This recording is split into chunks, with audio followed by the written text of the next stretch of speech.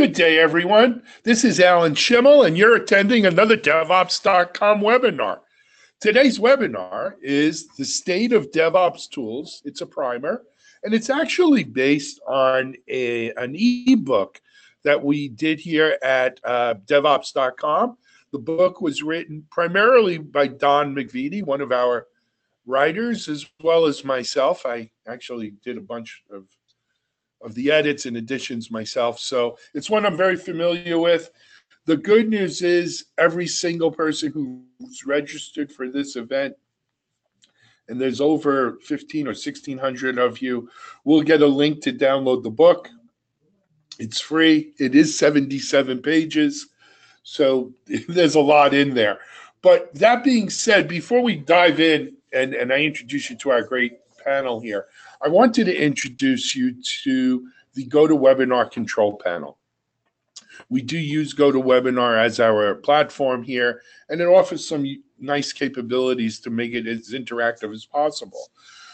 For today, two things. Number one, we'll be taking questions from the audience. We may do them in real time. We may do them at the end, depending on how appropriate and how the flow flows here. This is a live webinar. But if you look at the questions, or the second thing marked questions, the section marked questions, you will see you can go in there and type your question in. We would ask that you type your questions in real time. Don't wait until you think you're going to remember, or until we're going to ask, because you'll wind up forgetting. So please do that. I see some people have written in that audio is choppy. I hope it's a little better. I'm showing green on this side. But please type your questions in real time. Put them in there. We'll get to them. We have a great panel who will do their best to give you some great answers.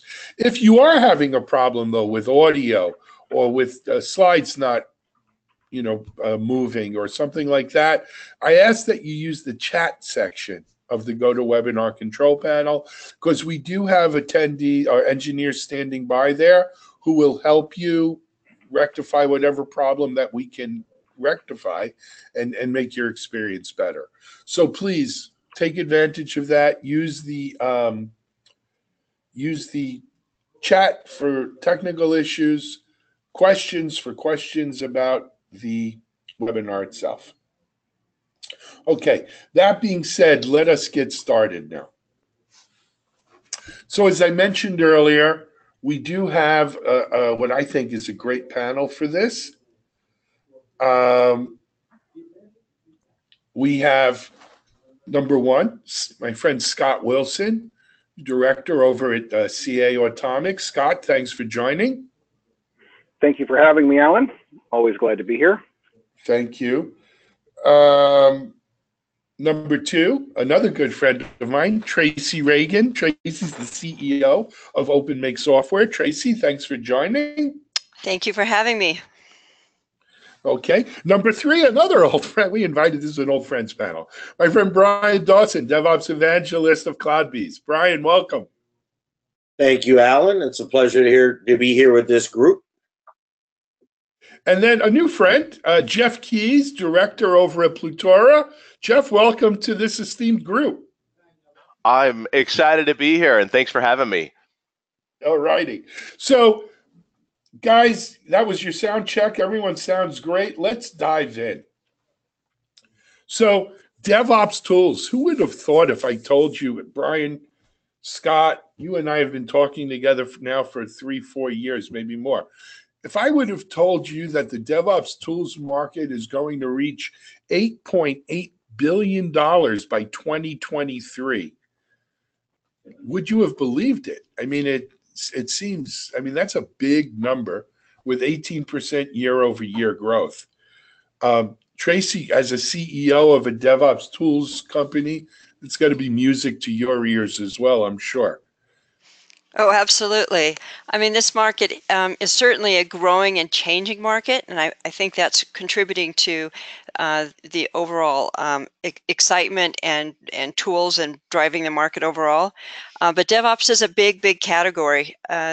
There's lots of tools that are in that, and I'm hoping that we can really define what those are today. Absolutely. So it is a big category, so many DevOps tools and so little time, it seems. And guys, that is exactly what I want to try to do for our audience today, which is make it digestible. Let's take this big group we call DevOps tools and break it into the categories as I see them or as we see them here at DevOps.com in terms of software development lifecycle and stages of DevOps, if you will. And that's what we've tried to do here, right? And we'll be doing that. Before we get started, though, let me just say, doing this in an hour, even in the 77 pages of the book, is near impossible to have an exhaustive list of every DevOps tool. Our research showed that there was something like 700 companies claiming to make some tools that have something or another to do with DevOps. So we're not here to give you 700 different tools. We've tried to capture what we think are the leaders, the up-and-comers in each category. It's not meant to be an exhaustive list or a comprehensive list. It's a snapshot, and you should feel free to add contenders or take tools away that you don't find very good or suitable for your needs. So let's see, how did we divvy up the DevOps world?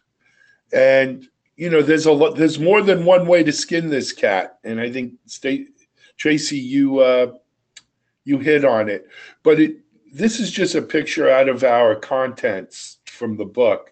And so you can see major categories. We source code management, artifact repositories, CI servers, continuous delivery, ARA, infrastructure automation, continuous delivery management, log management, monitoring, alerting, chat ops, database configuration tools, container management, and we even have a little on serverless. Now, is this the only way to view the DevOps tools universe? Absolutely not. But as the little picture there shows, life's all about how we see things, and so is the DevOps tools market, I guess. That being said, let's move on. Okay. So let's first start with source code management, because to me, where we keep our code is kind of a logical place to start a DevOps tools discussion.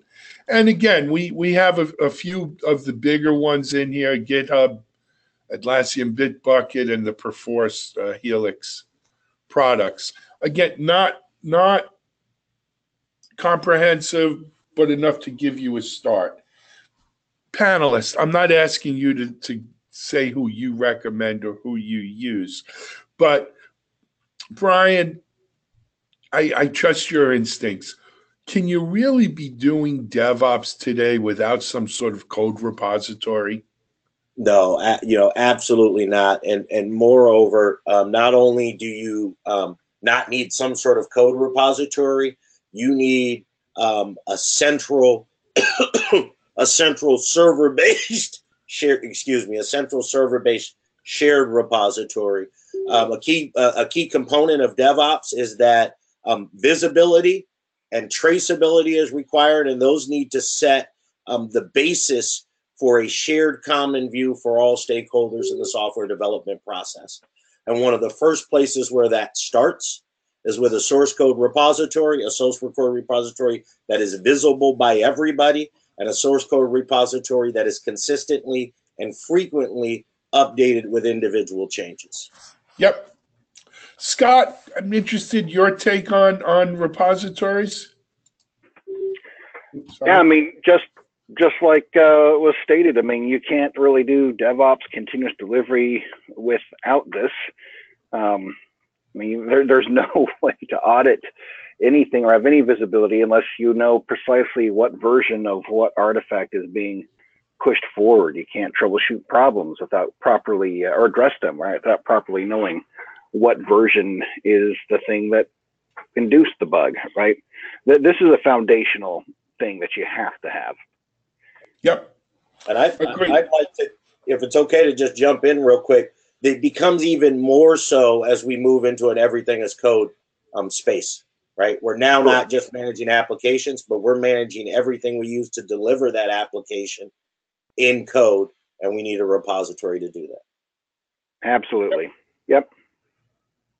Tracy, Jeff, any comments on that? I certainly have some ideas on source code management, but I think that I'll answer the question with a question that we should think about as we move forward in the microservices environment. You know, we talked to a lot of customers who's having this discussion about, do we have one monolithic repository, or do we have multiple repositories for every single microservice? I think those kinds of discussions when it comes to source code management will begin coming to the forefront. I think most of us have figured out that we've got to have some place to store, to do source code versioning and manage it. But now, as microservices hit the market, how is that going to look in the future? How are we changing the way we do things?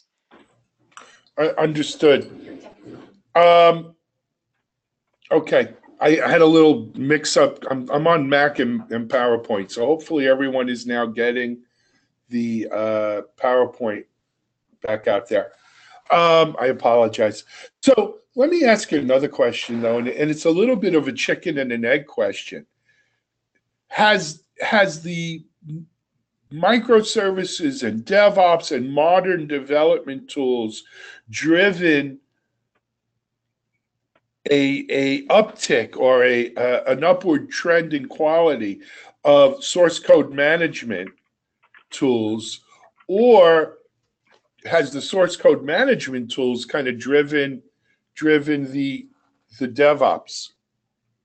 Ooh, that's an interesting existential question. I know on one hand, Alan, to chime in, I do feel that the advent of Git, and then in particular GitHub, and a focus on more social, transparent approach to software development has definitely had an impact on enabling DevOps and a DevOps mindset. So while I think it's probably a little bit of both, I absolutely see that new tools have been a driver for some new practices. Fair enough. It's a maturity level as well. You know, source code management is kind of the foundation of the beginning of DevOps, and as we've matured as a community and becoming better at managing our source code and then compiling it faster, we want to be more responsive. So I feel like that having established a strong source code management process has allowed DevOps to become more of a conversation. We're beginning to mature as an industry in this area. Fair enough. So let me throw this out at all of you. You know, GitHub, obviously based on the open source Git, the Atlassian product works very well if you're using, especially if you're using other Atlassian products. Perforce has been around for 12 or more years. Did we leave out any other major source code management Subversion. Subversion, yeah. Yep. Yeah. Also, yeah, Subversion, but you know, Microsoft with their TFS suite has got a pretty good system as well. But yeah, Subversion is missing. But most people I know are moving off Subversion, right? They're moving on to Git and GitHub. Which, Alan, to your point, what I've observed is if you look at a lot of the source code management tools we had going into the year 2000, I mean, look at your list now. Yeah. There's been a lot of learning and an evolution of this practice for sure, and the tools that are on your list reflect that. Yep. All right, let's move on. We got a lot to cover. Next, I want to just spend a brief moment on artifact repositories because the numbers here are just frigging staggering. So, and we have two, right? We have Sonatype and we have JFrog. And those two will tell you why one is better or different than the other, but that's not really the point of our the point of our presentation today. The bottom line is both of these are great artifact and code snippet repositories that really help in security as well as a bunch of different areas. But they are also storing billions and billions of entries at this point. And so when you talk about the scalability of these things, it's off the charts. It just, I mean, you just can't imagine. I don't know if any of my panelists have the latest numbers on, Sonatype or JFrog's size in terms of requests and everything else, but it's measured in the billions. Fair? Fair. Yep. Yep. And as I've done in lead, I think it's shifted from a place where artifact repositories were a method of Maven-based dependency management or dependency management for Java applications, to where binary artifact repositories are a core commodity, a foundational element of DevOps tooling, almost to the same level that source code repositories are. And I think that has driven the numbers. While I can't cite them, I know it's become pretty ubiquitous. Yep. Just real quickly, someone had mentioned GitLab as something for the source code repositories.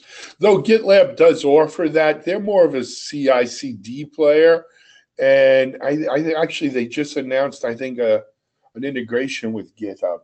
But just to, some people will confuse the GitLab and GitHub. But yeah, I mean, the repository, and there are others actually besides Sonatype and JFrog, but those seem to be the two biggest.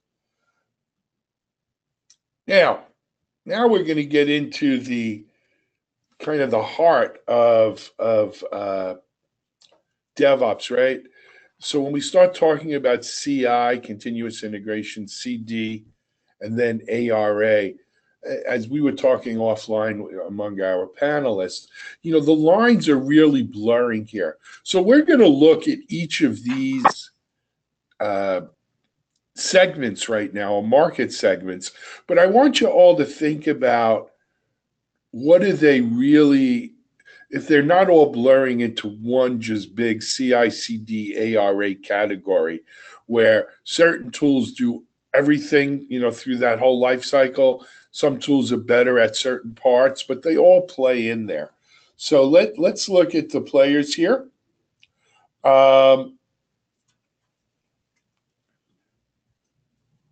So we have obviously, and I'm interested, Brian, obviously CloudBees is there with Jenkins. We have GitLab, which is a leader in the Forrester Wave and stuff like that. CodeShip, which is actually recently acquired by CloudBees. Circle CI, Travis CI, all in there. Guys, what do you, now, to me, continuous integration is kind of old school, where a lot of the CD servers are kind of replacing that functionality, and the ARA guys are kind of replacing that functionality. But yet we see a few players here who are, Travis, Circle, they seem to be squarely, anchored within the CI space. Well, I would not say that the ARA tooling or the continuous delivery tooling is replacing CI. Continuous integration is our first step out of source code control, right? Once we had our source code control sorted out, what we needed was a way to be able to kick off a compile process at the point in time something was checked in. And that compile process needed a workflow. And that is still extremely core to DevOps today.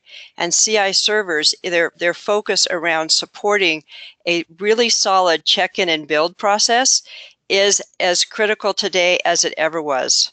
It was the beginning of DevOps.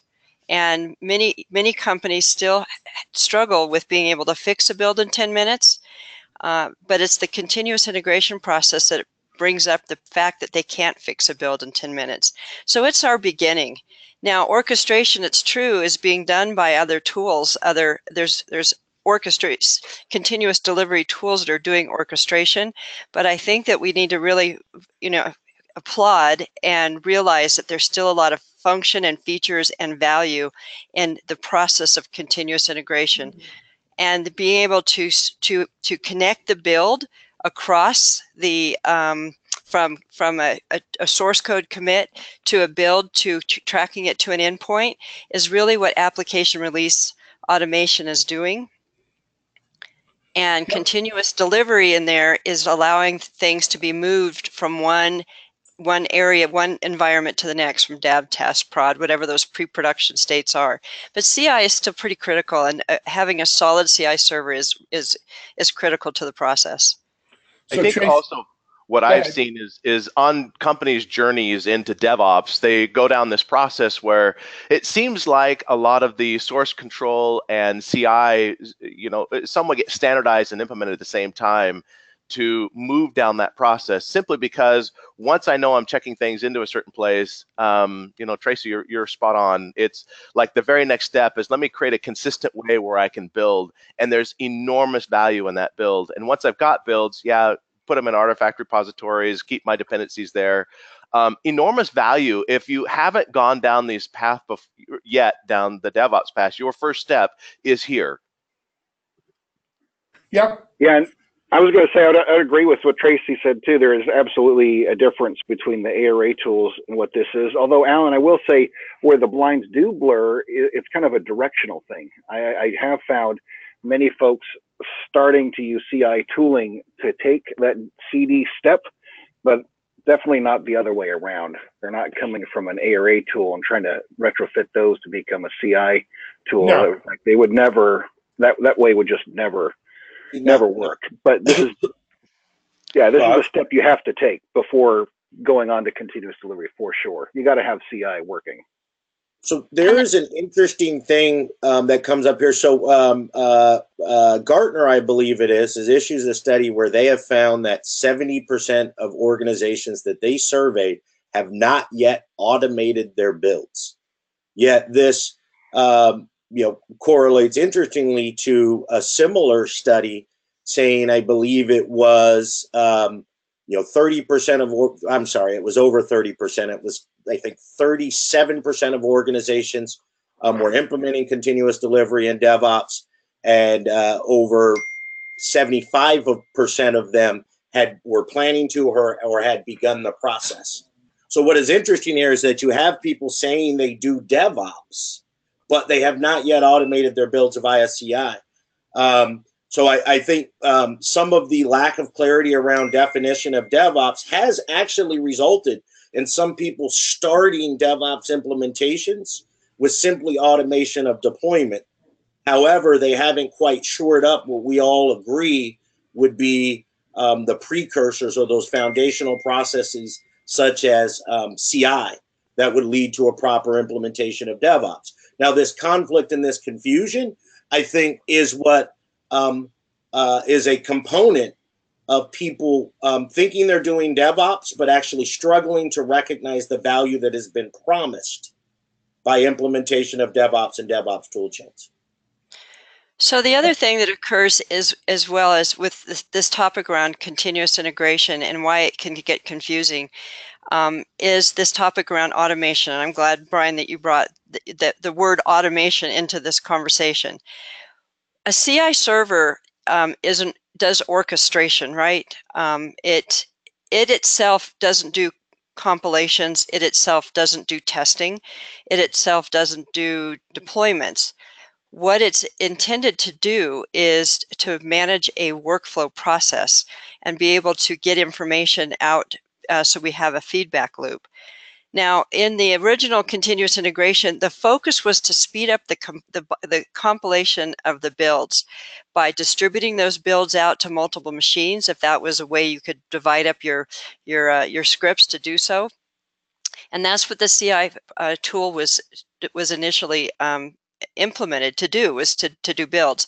What's occurred, though, is more creative things have happened in that workflow. A script to maybe run run some tests, something that's written in-house, or a script to run a deployment.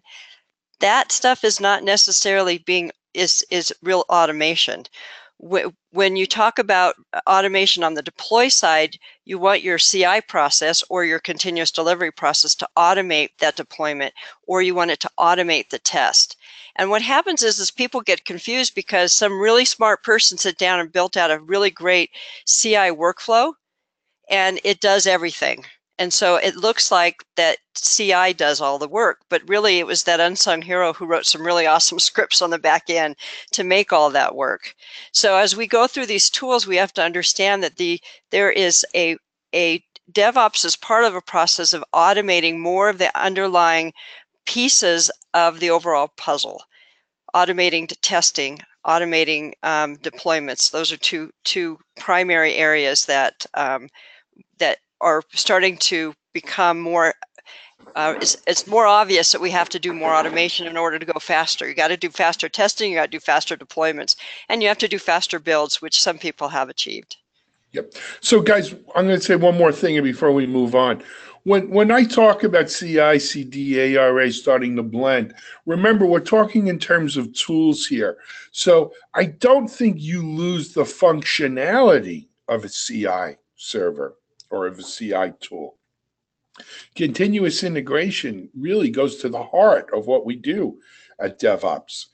What I guess I was trying to say is that many of the tools that were originally a CI only or a CI tool have added functionality where they become a great CD and even ARA type of tool as well. And I think we see this with, maybe the CloudBees enterprise version of Jenkins. We certainly see it, GitLab has really moved into that in a big way, and some of the others as well. So, distinguishing between the tool or the functionality and the functionality is I don't think the functionality goes away. I just think the tools sort of morph into more of these categories. But that being said, let us now move then into CD, right? And virtually all of the ones that you saw in the previous slide, as well as many of the ones you'll see in the next slide, are part of the CD tool space as well. We added two others in here: Urban Code, IBM tool, and Bamboo from Atlassian. But that's not to say that the Jenkins, Jenkins CloudBees, or some of the other tools that we GitLab are in here. So, Jeff, we haven't heard from you recently. What do you think about sort of the blending or the blurring of CI/CD tools? I'm totally with you that the functionality continues to extend, and once you've implemented a CI tool, it's a natural extension to say, well, gosh, now that I can listen to the reaction of dev checking stuff in, and I can then do more to actually get it off to my various test environments and pre-production environments, why wouldn't I want to continue that all the way through each environment and practice that and use that as a practice gold standard, what's going to go into production? Whether or not, regardless of whatever tooling I'm using for deploying into each of these environments, the lines, I think, will continue to blur and continue to cross-mix some of the functionality as one ends up orchestrating, as was pointed out, into the other tools themselves. I think the value that comes with all this is once these are unified, not only in process, because I've got a single instance actually pushing these things out, or a few different kinds of things put in one place, it gives me all sorts of new worlds of visibility and collaboration that I didn't have before. Because once I've got what's happening from a build and deploy, and now I can bring in tests, for example, and not just automated tests, but I can bring some of the legacy test teams in to actually validate that what I'm doing is right. I can then bring the business to ensure that I've got alignment for what the features are being built actually match up with what's being checked in. I can match the operations team that actually bring them in, because as the more visibility they have, the more ability they have to look left into what's coming. Now they can predict and help ensure the viability of production and still ensure that regulatory compliance is met and so forth.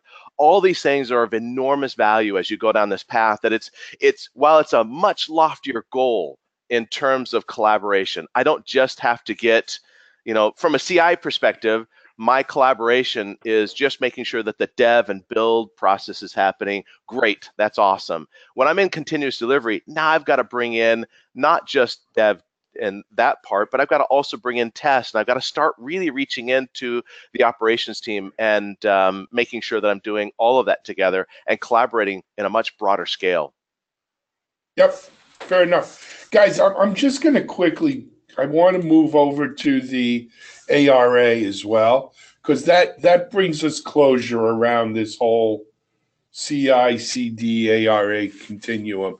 And just to get some of the players in here again, we have CA Atomic, we have Tracy's OpenMake software, who also, has a couple open source tools out there. Deploy Hub, one of them. Puppet has moved into the ARA space. Zibia, obviously, is there. Electric Cloud, and of course, certainly last but not least here is CloudBees Jenkins. So I want us to take all three of these slides now in terms of, certainly we see like CloudBees is in two of the three slides. Tracy, do you guys consider yourself, where do you see in this CI/CD ARA continuum, if you will? So we, according to the analysts, we fit squarely in the ARA space. But I want to say that there's a space here we're not talking about, and that's continuous deployment. So if you think about continuous integration, that is the process of being able to build a workflow out that you kick off and it compiles your code. You think about continuous delivery, that starts maturing the process of, as Jeff indicated, from build over to test and reaching into production environments. Continuous delivery is generally being able to have a release candidate that is ready for deployment at any point in time, but may have some gated approvals that have to be you have to go through. Continuous deployment is the idea of being able to continuously deploy your application out to whatever environment it needs to have it, without potentially those gated approvals. This is really at the heart of talking about Kubernetes and big DevOps environments like Facebook and Amazon, where they're doing tons and tons of deployments on a regular basis. ARA kind of is a method for doing continuous deployment. The tools you see there, Atomic and Puppet and Zabbia and Deploy Hub and EC, what we're trying to do is improve the process of software deployments down to creating packages and being able to track those packages. Now, when you talk to the analysts and they start talking about ARA, they often like to talk about the value stream around that. Because once you're actually starting to do deployments and you're responding to the market much quicker than you may have in a more traditional waterfall approach, you need to track things. And being able to track things from the commit all the way to the endpoint is really the ability to say, okay, we had a problem at 8 o'clock in the morning and we got it to production and fixed by 10 o'clock this morning. That's how quickly that we were able to bring more value to our customers, and that's tracking that value stream. So when you talk about ARA, there's two pieces to it, right? There is the ability to carefully manage and quickly deploy software up to at a continuous deployment level and track what's occurring in that process, reaching back to the commit or the source code change all the way to the endpoint. Fantastic. Scott, Brian, both of your companies are mentioned here. You heard what Tracy had to say. Agree, violently disagree? No, I agree. This is Scott with the CA. I would just add that, Jez Humble, David Farley's book, Continuous Delivery, I think mentioned one of the key components of this, and ultimately doing continuous deployment, as Tracy said, is really hinged on the idea of having the same automation mechanics in every environment. I think thus the evolution of ARA tooling, which generally speaking also adds the ability to kind of model things out, so you're not writing single scripts that only work in a single environment, right? The idea of modeling would be that your processes would transcend every environment so that you could have the same automation mechanics working in every environment. And I think that's an important thing because as Jez and David point out in their book, is that this gives you an opportunity to kind of vet out those mechanics in every environment. So by the time you go to production, you know that the mechanics themselves, the automation mechanics, have been tested out, right? They've been tested out dozens of times and tests and less frequently and staging, of course. So by the time you get up to production, you should have high level of confidence that the system is both secure and safe to proceed with that deployment, and hopefully ultimately get you to just automatically pushing it in there and circumvent some of those manual gateways that prevent us now. 100%. That repeatability is really core to this conversation. Whatever, if you're going to automate, you have to be able to automate across that pipeline. Yeah, you have to be able to. You want to know that the deployment process itself is being treated as code and being tested at every state by everybody from dev through to prod. Yeah, and I'd say to go back to this whole concept of those three solutions sort of blending or merging or getting fuzzier, I'd say yes, absolutely, that's happening. Though they do come from fairly distinctly different ancestry. However, that ancestry each addressed some level of the need. The key word that Tracy has brought up a number of times to facilitate automation and orchestration at some point between where we have code and we have an application that needs to go out to an environment, right? And as I think it was Jeff said, while one traditionally was more about orchestrating and automating deployment of complex applications to servers and then managing the life cycle of those deployed applications, where on the other end of the spectrum, CI was more about orchestrating and automating the integration and validation of individual changes, and CD has been about orchestration and automation of the SDLC up to the point where we have an application to deliver. Right? There's this common theme: orchestration and automation. Now, Jeff really highlights what has been critical, and I've seen it customers be a problem where it hasn't been implemented. Where the dev team has their own instance of Jenkins with their own scripts to automate. Then the release management team has an implementation of Jenkins where they automate and audit. And then you have the operations team or the app deployment team that has an ARA solution like UC4, right? And that has always been problems because you're introducing risk, the potential for drift, the potential for slowdown in your value stream each time you're using a different solution for orchestration and automation. This problem, Brian. Yes, go ahead. I was going to say, Brian, isn't that ironic? Because there's all these silos of automation where you're ironically just continually throwing it over the wall. The thing we used to do in the 90s that we're trying to get away from, we wind up just doing the over-the-wall thing much faster, still injecting errors and miscommunications along the way. And there's a reason for that. One of the reasons for that is that because we still rely on many of the same scripts that we relied on in the waterfall process. And in the waterfall period, we had plenty of time to tweak those scripts. But everything's being condensed now, so that's why automation of the deployment in particular is critical. Meister's been automating the compilation for years and years and years, but it's all about doing it faster and getting away from one-off scripts, because that's what makes the process brittle, and it was born from the waterfall practice. Yeah, and something that ties back to this $8.8 billion market for DevOps tools is important.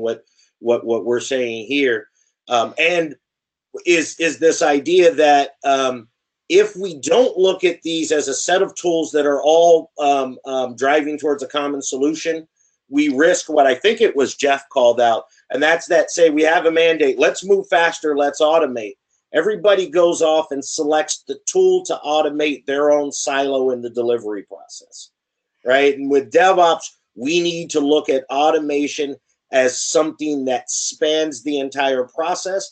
And the tools that we choose to implement that have to have some congruency, some consistency, and work together in a fairly uniform way.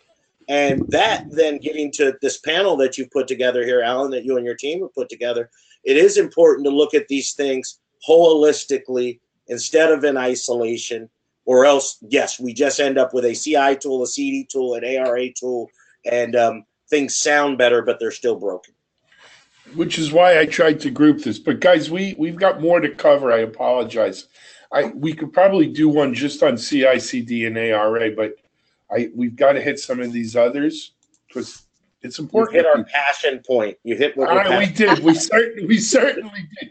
So the next one up is infrastructure automation. And I have to tell you, I really was going to put this kind of right after the repositories, the GitHub source code stuff. But it fell in here because, it's setting up our infrastructure. But to a lot of people, Puppet and Chef especially, Ansible as well, and Salt, these were the primordial DevOps tools, if you will, right? Along with maybe some of the open source, the Jenkins and Hudson before that even. But, these have, whether Ansible is now part of Red Hat, as you know, Puppet and Chef have really morphed into much more than just the original idea of repeatable, infrastructure automation. And we have Terraform from HashiCorp, and even AWS with its OpsWorks, which was originally, I thought, sort of a Chef clone, if you will, has now started taking on some Puppet functionality as well. Guys, in a serverless world with containers and microservices and Kubernetes, has this category of tools become more important or less important? It's changed. It's changed. If we just step back, I won't talk about it long, but application release automation really is what I said was talking about. You have to be able to declare your application's release package, and that's, parts are parts. So it includes infrastructure. So infrastructure components really are part of the ARA puzzle, as well as database components, because it has to be all parts that put the application together. Now, in our future world, where we're looking at Kubernetes and managing pods and clusters, I think these tools are going to change. I think that there's going to be more of a reliance on agentless. I think that the basic functionality is going to be needed, but it will be different. It will be different. It will look different because it's going into an environment that does not look like servers at all. Right, and Tracy, what's interesting about this is that what will the role of infrastructure automation be, right, when much of this can just be thrown into a Docker file, and that is the construct that is shipped with the app, right? That's all stood up in one fell swoop. Yeah, so it'll be interesting. That easy, though. Oh, of course, and it depends on the architecture of the apps, right? But yeah, I mean, some apps, these container files will describe the infrastructure that they need, right? Right. Yes. You'll have things like Helm and charts that are managing some of this, and that it may even grow and change. It's going to look different. Not quite sure what it's going to look like, but it's not going to look the same as it is now. And I believe what's going to change is, as you indicated with the Docker file, you're going to have more smaller parts, but everything has to be in that Docker file. So again, we get back to declaring the deployment as code is critical today, and it will be even more critical in tomorrow's environment where we don't have servers anymore. And I think I'll add, that's one thing that will absolutely continue, whoever the vendor is and whatever the name is, right? Whether it's in a Docker file or whether it's a Puppet manifest, we will do more and more of managing infrastructure as code and still continue to manage configuration as code. In some places, like in a Docker file, those things are going to be conflated. I think the other thing we need to observe that is shifted goes back to a statement that someone made earlier, is the role of these tools is no longer a point in the software delivery lifecycle, but rather it's continuous throughout the software delivery lifecycle. We don't just automate infrastructure at the end of delivery, but we're automating infrastructure from the time we do a CI build to QA to system integration to deployment, etc. Yeah, Brian, I couldn't agree more, because I've always likened that if this were siloed, if your chefs, your puppets were just treated as a silo, then that's like delivering an iPhone without any apps. It's a paperweight, right? The app is what's got to get put on in the end. So if you're provisioning and warranting the infrastructure, that's great. But at the end, there's got to be something on it that the value is gained from, and that's typically the app. And those now need to happen simultaneously and continuously throughout the process, right? Absolutely, which is why my personal opinion is why you're seeing Chef and Puppet and even Ansible starting to jump into the deployment automation space. All right, guys, we need to move along, though. Let me hit a few other areas here. So, Jeff, we've been waiting for you on this one. Continuous delivery management. Plutora is a horse in this race. Well, first of all, why don't you explain to our audience the difference between this and CD servers and so forth? You bet. It's really kind of fun to listen to these conversations, because with the customers we've had, if I were to ask, well, who do you have for CI server? And the answer is everybody. And who do you have for release automation? And the answer is there's so many different tools out there. The problem, and especially as we see the amount of spend going into all of the different IT tooling, the challenges come back to really the business side to say, well, are we doing better really than we did before? Is it improving? Am I delivering the types of solutions that I was intending to deliver and so forth? And that's really where it comes down to. What Plutora does, and what I think value stream management or continuous delivery management type solutions need to do, is to abstract out a level above the tooling itself, to create a common repository of nomenclature of what's going into the system and what's coming out, managing the release processes through, looking at ways to improve the entire delivery ecosystem. It's long imagined, if you look at even like we were talking this morning about the theory of constraints, and if you automate and improve aspects of your delivery pipeline that aren't the constraint, that aren't the slowest, weakest link in the chain, have you really improved delivery at that point? And the only challenge that exists is you've got to find a way to look into the entire process of delivery, knowing what's going in and out, and improve the slowest points. Those bottlenecks are what's slowing it down. What Plutora does in this process is help expand that, if you will, help expand the visibility of what's going on in the tooling that are traditionally just limited into the dev and hopefully into the QA process, and make that available to the business and ensure alignment to the business. Introduce gating and control so that operations can influence what's actually being built. And that's the kind of stuff that's needed with continuous delivery management. Somebody mentioned this before, and I don't know who it was, as more silos of automation shoot up, they become more islands in themselves, and that's the challenge. Would be sad to see DevOps teams become isolated from, the rest of the teams, especially as companies are bridging and aren't 100% DevOps. How do you integrate that across to the tightly coupled solutions? And that's really where this category comes. Help bring people into this world so that you can implement DevOps wherever you're at, improve performance of the system, improve software delivery velocity. Good work. Thanks. All right, guys, we're running a little low on time, and I wanted to save some time for questions. Just real quickly here, we've got log management. Look, I don't care whether it's DevOps or not, security. Log management is, you know, people who don't learn from their mistakes are destined to repeat them. Log management is so important to understand truly what's going on in your environment. I mean, Splunk is sort of an 800-pound gorilla in both the security and the DevOps space for this.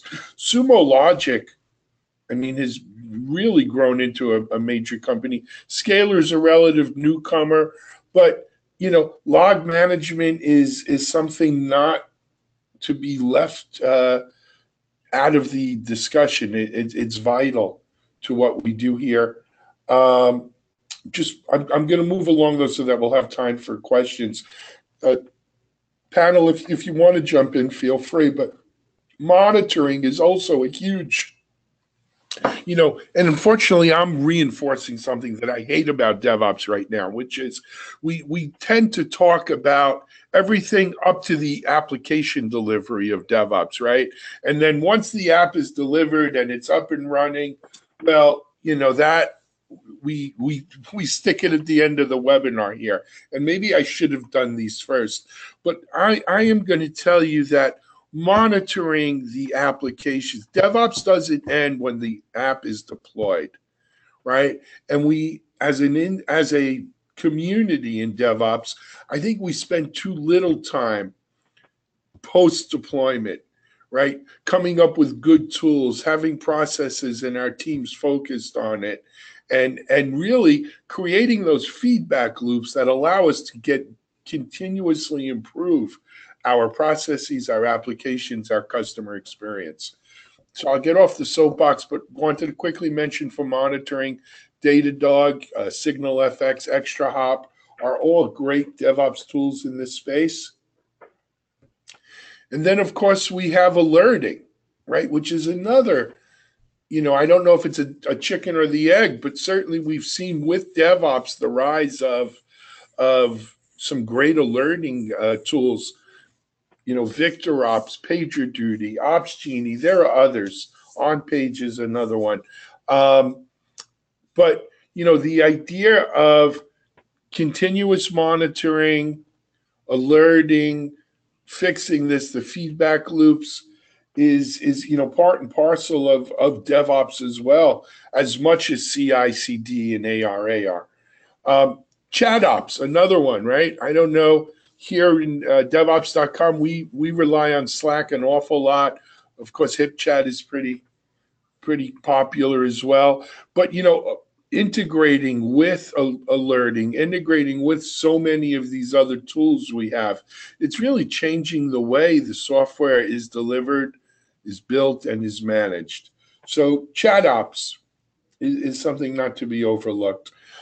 Wanted to quickly talk about this, and to me, you know, if you throw a rock in a pond and you get waves going through, DevOps for database is the best way I could describe it. Maybe that's a second wave of the pond when the rock hit it, right? It wasn't the initial sort of core development and ops people, but we are seeing now, you know, DevOps for databases become increasingly big players within the database market, and DBAs are getting with the system here.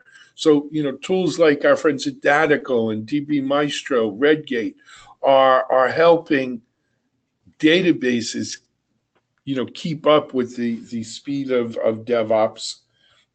And I'm going to, you know, we had to mention this as well. Container management, right? Container adoption is outpacing what we saw with hypervisor adoption, right, in the late 90s, early 2000s. It's amazing to me how quickly we have seen containers move from a dev R&D, you know, dev test environment to production.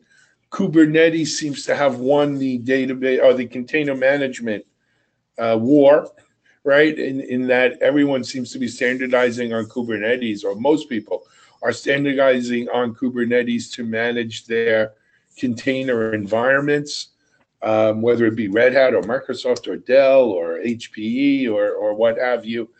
But I just feel like we've barely scratched the surface on the impact that container containerized environments, Kubernetes, and these types of tools are going to have on our industry, and specifically to DevOps, right there. I think they're intrinsically linked to DevOps. Guys, anybody want to mention before we go to the next one? Because this is an important one, container management. You know, I think yeah. Go ahead, Brian. Oh, well, I'll just highlight real quick that the Jenkins community just launched Jenkins X last week, wrapping Jenkins at the core to provide a continuous delivery solution for delivering cloud-native applications on Kubernetes. The reaction from the larger community has been amazing, and I think it is an indication not only from the Jenkins community releasing this, but the reaction from others that are interested that container management is a key component of the future, and Kubernetes is slated to be the OS of container management for cloud-native applications in the future. Agreed. Tracy? I was just going to say everything we do as DevOps professionals and tools vendors should be focused on how it's going to fit into this world, because this is where we're going, and it's a big change, as you said. So everything, at least in terms of Deploy Hub and the open source community, everything we're talking about is supporting this environment. I mean, the speed of change here is just, the speed of change is amazing. I mean, I've been around, I'm old. I've seen a lot of things adopted over the years. The speed of adoption here is just blowing me away. Just quickly, I wanted to talk about, for all of the tools we've mentioned here and all the tools we didn't mention, and all of these areas, if you will, of these tools, we shouldn't forget that this is still a very immature industry. The final winners, the big winners, the ultimate best in class may not even have come about yet, right? Or maybe in their present form, you don't recognize them. But we are seeing tremendous maturation within this industry, right? Brian, you've been in, I forget how long you've been with Jenkins CloudBees now, but years. Look how far Jenkins and CloudBees has come in just a few years. Scott, you've been in Atomic, right? Tracy, you're doing this kind of stuff for how long? Jeff as well. I mean, we are seeing, like, if we were, if this was Darwinian type evolution, we're seeing it at light speed. Yeah, well, if I could just throw one thing there, though, is that what I find is that a lot of the changes that are happening going on, as much things change, things stay the same. It reminds me a lot of the app rewrites that went on in the late 90s. And from a large enterprise standpoint, all we wound up doing is expanding our IT portfolio. And I'm seeing that same trend going on today. Large companies like, very publicly, KeyBank rewrote their online banking system to cloud native, Red Hat OpenShift, but they still have their mainframe. They still have some of their classically architected middleware-based apps. It's kind of funny. Mainframes are getting with it too, Scott. Oh, they are for sure. But it just seems, as much as we change, we can't completely abandon our heritage. Yeah, what we see is that the smaller companies, the startups, they're innovating on Kubernetes.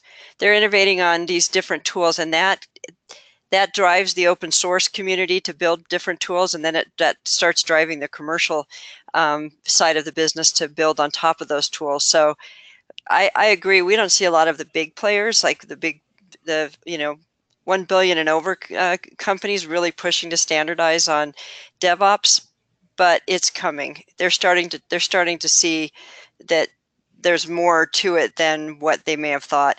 And even the mainframers are starting to talk to us. So it's coming. I mean, mainframe. Jeff, it's funny because that is exactly the question we get asked almost every day. Our customer base is almost exclusively the really, really big guys. And they're wrestling with how to get there because they've got such a legacy of different issues to deal with. But they've started their transformations. Yes. They haven't finished them, and they're still making them, but they're transforming. Guys, the bottom line here is DevOps innovation is alive and kicking.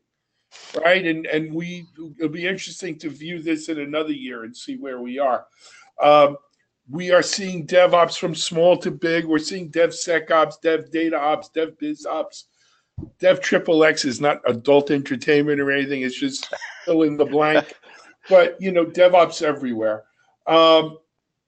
So conclusion, we're at the top of the hour. Panel members, I have a favor. We probably have 30 really great questions from our audience that we're not going to get to. I have them in writing, though. I'm going to distribute them to you all. We will post these questions and the answers on devops.com so that people can get their answers here. I'm going to ask each of you to grab a few of them because we don't have enough time. I apologize. So we're going to have to defer questions. I tried to, but this was a big subject. We're at the top of the hour. Tracy, Jeff, Brian, Scott, hey man, thanks, and women. Thank you for a great, great panel, for a great topic. Everyone listening, you're going to get a copy of this book. Download the book, read about it. We have great little synopsises of each company mentioned. We'll do an update to this. Let us know. Tell your friends about it. Guys, that's it for today, though. This is Alan Schimmel for DevOps.com, and you've just listened to another DevOps.com webinar. Have a great day, everyone. Take care.